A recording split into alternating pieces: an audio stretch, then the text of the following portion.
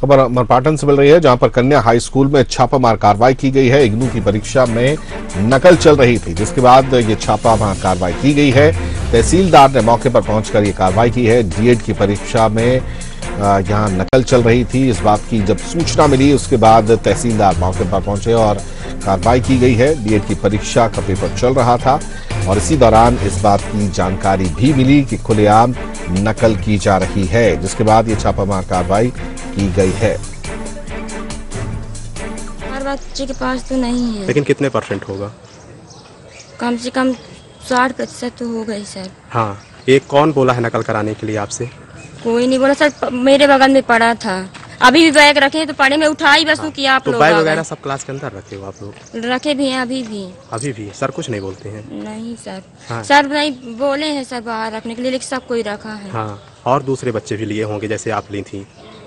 मैं सर ली नहीं, मैं ली बस कि आप लोग आ गए हैं। हाँ हाँ। नहीं, सामने बैठ के मैं इस तरह थोड़ी नहीं हिम्मत है सर की लिख सकती हूँ। चलिए और ताज़ा जानकारी की बात करते हैं अपना संवाददाता नरेंद्र पटेल से। नरेंद्र, खुलेआम नकल चल रही है और जाहिर तौर पर उसके बाद अब ये छापामार कार्रवाई की गई है।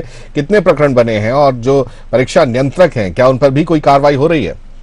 जी जमशेद जी, बताना चाहूंगा, जैसे बिहार नकल को लेकर बदनाम है, चाहे स्कूल हो या कॉलेज की परीक्षा, वहां नकल खुलकर होती है। उसी तरह सतना जिले में अमरपाटन में कॉलेज की परीक्षाओं में इग्नू की जो परीक्षाएं चल रही थी उसमें खुलकर नकल की जा रही थी, जहां पर मोबाइल भी छात्रों द्वारा लिए गए थे, बात करके नकल कर रहे थे, वहीं किताबें रख ली थी उससे लेकर नकल कर रहे थे, पर्चियां जो थी उससे फाड़ फाड़ के उससे नकल कर रहे थे। इस तरह की जो जानकारी जो हमने हमारे द्वारा जो तहसीलदार को दी गई तो उनके द्वारा छापामार कार्रवाई की, जहां से मोबाइल और किताबें भी जब्त की है। साथ ही 4 लोगों के ऊपर जो है प्रकरण बनाए हैं। और ये भी बताना चाहूंगा जमशेद जी की जो प्रकरण बनाए गए हैं उन पर नकल की जो कार्रवाई अभी की नहीं गई है, की जानी है कि नकल करने का जो प्रकरण उन पर दर्ज होगा।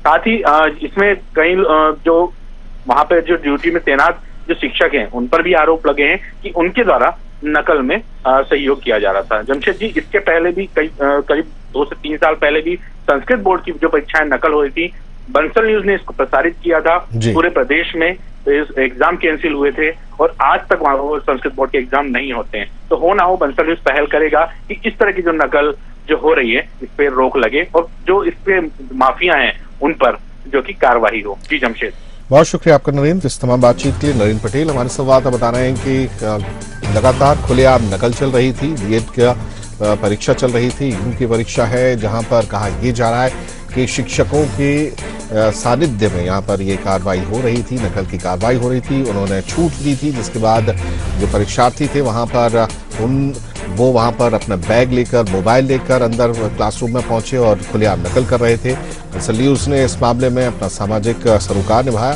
तहसीलदार को खबर दी और उसके बाद जो है ये कार्रवाई हुई है। 4 लोगों पर प्रकरण बनाया जा रहा है।